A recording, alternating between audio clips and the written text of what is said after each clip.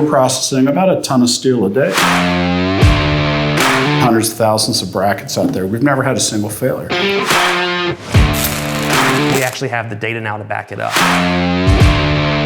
We made a decision to be debt-free. It's just a great upbeat place to be. We can do anything there is. It was such a risk. I didn't know even if I wanted to be in business for myself. And you need people that can think for themselves. It was interesting. They never told me what they wanted me to do. They just said, we want you on board. Let go and let someone who can think things out, who you can trust, take the bolt and run. And I came to them, we can do this and this and this. Oh, we need distributors. And oh, we can go overseas and we can do all these different things. And then they're like, cool, awesome. What made me say, yeah, let's go for it, because I saw their vision. In the beginning, it was nothing for us, for Chris and I, we did it all the to time. build up those brackets, put them in our car, and take the trip. I mean, I've never worked for any other company that was willing to get in the car personally and drive it to somebody's house to make sure that they got what they needed. Reasonably tell a customer, this bracket will hold 100 pounds, so this bracket will hold 50 pounds. Our position on this has always been to be extremely conservative. We had a very generous load ratio going on there, so it makes it almost impossible for a bracket to fail if you do it the right way. We actually don't just say that our brackets can do this, or they can hold this, or our finishes hold up to this. We actually have the data now to back it up. Validating it through third-party testing, wrapping it in the ANSI standard. I mean, an architect could design a kitchen and want to use our brackets all the way around. He just clicks a button, it pulls that model up, and he throws them in there. Really, the architects have their preferred platforms, so we're out there on 4 different platforms.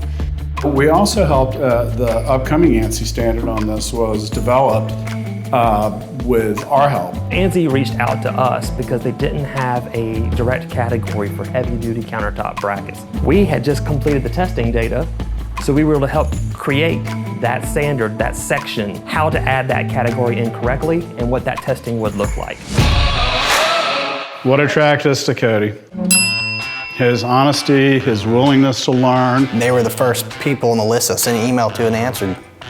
So it was kind of like I drew the right straw. From the kid who said, I can't read a tape measure, but I'll learn, to running the shop. And he came with a work ethic. And you're looking at it personified. I think his first full-time day he was there, we had this tremendous amount of work to do.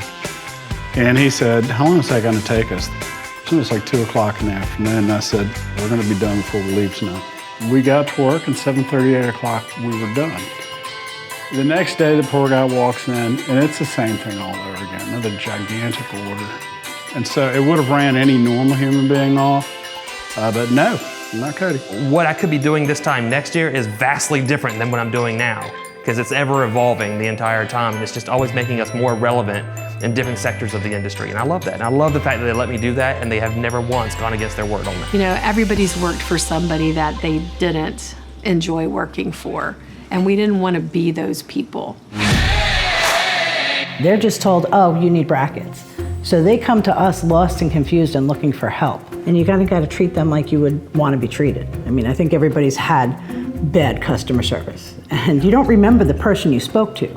You remember the company they're with. Thank you for calling Centerline Brackets. This is Pete. Can I help? Our commitment was to answer the phone on the first ring every time. So we do everything we can to guide them in the right way, and I say 99.9% of the time, we end up with really happy customers. Any order placed by noon for 20 or less brackets will ship. We rarely fail. We always say we're going to get it out. If someone is ordering 100 brackets, yeah, I might not be able to get that out. But guess what? It'll go out the next day. I bet you there are hundreds and hundreds of times where the customer did not expect to have them shipped that day, we shipped it anyway that day. It's not just the office, it's everything. Everybody working together, and it makes a difference. I have a good crew that's behind me. I got great people in prefab. My welders are great. I have a great powder coater, good QC. And even the packing team is great. So it's just not me, it's us in a whole. He will laugh with anybody. Sort of, he's kind of grumpy a lot too though. He is kind of grumpy a lot too. I just look like that. He freely admits that he's got a 9th grade education. I only have a 9th grade education. Yet he makes a fantastic living. Became a professional within inside of that trade and continues to learn and to grow. They really view it as if you need something and I can do it, it's my job. And that's pretty impressive. You gotta have somebody who really will treat it like their own business. We made a decision very on in our business not to use chemicals that could harm people down the road. We just didn't want it on my skin, didn't want it on my employees' skin. Not having the chemicals and making sure our workplace is safe. So you ask why Centerline? I'm gonna tell you why, because we care about our employees, we care about their work environment, and we care about the environment in general. The only bracket manufacturer to actually have a third-party company to have a life cycle analysis done. At the end of that, they provide us an environmental product declaration, and what that does is it allows architects and contractors to select and use our products with confidence in their sustainable building projects.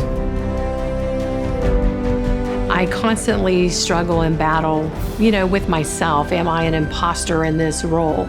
And yet I look back and we have a successful company.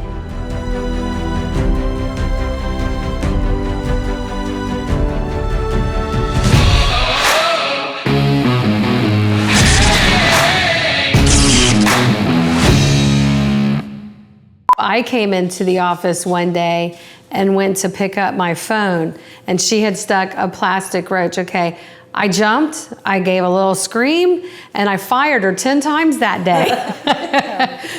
Are we on film? Yes, go. People are watching us? You're wasting time and battery. I'm wasting batteries. Okay. That's it. I just made all of that up, Jim.